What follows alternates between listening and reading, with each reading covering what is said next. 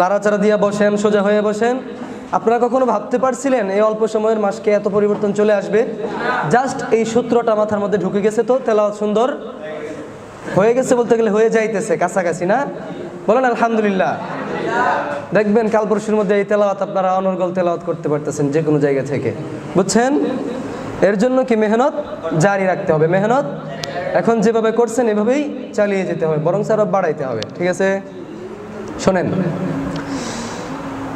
আউযু বিল্লাহি মিনাশ শাইতানির রাজীম। বিসমিল্লাহির রহমানির রহিম। আলহামদুলিল্লাহি রাব্বিল আলামিন। আর রহমানির রহিম। মালিকি ইয়াউমিদ্দিন। আউযু বিল্লাহি মিনাশ শাইতানির রাজীম। বিসমিল্লাহির রহমানির রহিম।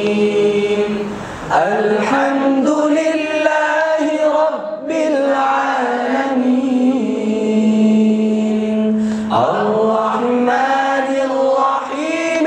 মালিকি ইয়াউমিদ্দিন। এবার বলেন তো, ইয়াকা না'বুদু ওয়া ইয়াকা নাস্তাঈন। ইহদিনাস সিরাতাল মুস্তাকিম। সিরাতাল লাযীনা আন'আমতা আলাইহিম গায়রিল মাগদুবি আলাইহিম ওয়ালাদ-দাল্লিন।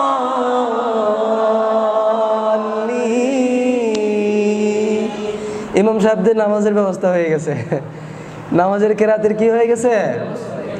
বলেন না আলহামদুলিল্লাহ। আগামীকালকে ইনশাআল্লাহ এভাবে জোরদার মেহনত করা যাবে ইনশাআল্লাহ। সেই সাথে আপনাদের কাছে দোয়া চাই, আল্লাহ যেন আগামীকালকে গলার অবস্থাটা একটু ভালো রাখে। একটু ঠান্ডা লাগছিল, এই জন্য আপনাদেরকে নিয়ে ওইভাবে মেহনত করতে পারি নাই। কি মনে হয় এভাবে মেহনত করলে কি আমাদের পড়ার সৌন্দর্য বাকি থাকবে? আমাদের সামনে অন্য কারো তেলাওয়াত টিকবে?